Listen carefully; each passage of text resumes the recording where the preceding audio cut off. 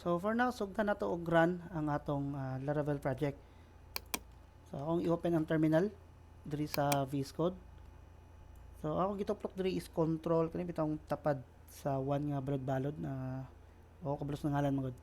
So inyo si control din kaya tuplokon niyo na mo-open na ng terminal diri sa VS Code. Then iparan na nato ang command nga php artisan serve. Then mag-wait lang ta. So ninggaw sa man diri server running on HTTP daw no. So atong i-open. So wait lang, nag-loading pa. Dili na lang ta sa Chrome na lang. Type na ko localhost. So 127.0.0.1 same na sila sa localhost. 8,000. So mo ni ang running project na to nga Laravel. So if sa inyo naka white dira, okay lang na naka dark mode magud ang setting sa akong system. So ning adapt lang ang Laravel.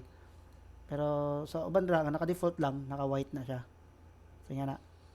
So mag-start ta sa route. The routes.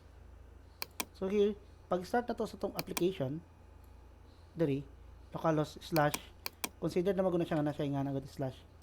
So diri, ang equivalent niya, mo na siya. So mag-start ta sa home nga route. Basic. Home. Then, mag-return lang ko og view nga, or text lang sa Hi, I am home. Reload page. Slash home. Slash home. So, makita niyo i-visit to ang route nga slash home. Nakita to, hi, I am home. So, therefore, in short, pwede na to magbutang tag mga div diri or may tag h1. H1. Dami yung tag, hi, I am home. So, ito siya yung reload page. So, kana siya. So, yan na lang kasimple ang route. So, mag-create po mag-another route. Tanto lang, for example, about us. Then, hi, I am about us. So, type na sa about us. That's about us. Then, nanatay page pod sa about us. Diba?